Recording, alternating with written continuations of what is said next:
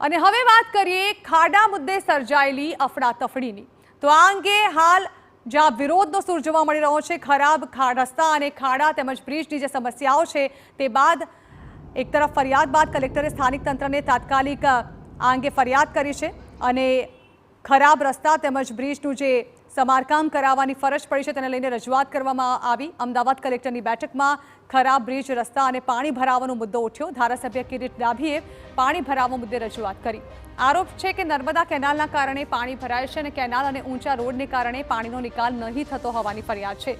ત્યારે ધારાસભ્ય કાળુ ડાભીએ ધંધુકા બ્રિજમાં ડાયવર્ઝનની માંગ કરી છે। તો ફરિયાદ બાદ કલેક્ટરે સ્થાનિક તંત્રને તાત્કાલિક કામ કરવા સૂચના આપી।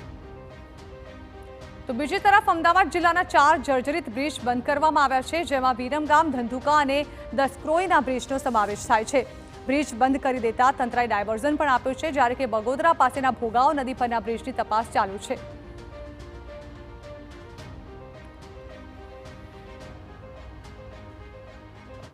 ટેકનિકલ રિપોર્ટના આધારે જે 2-3 જે બ્રિજોમાં જે નાનું મોટું એમાં સુધારણા કરવાનું હોય એના માટે આ લોકોની રિક્વેસ્ટ આવી હતી કે આ બ્રિજ પરથી ટેમ્પરરી ડાયવર્ઝન આપવામાં આવે, તે મુજબ આપણે જાહેરનામા પણ કરી દેવામાં આવેલ છે।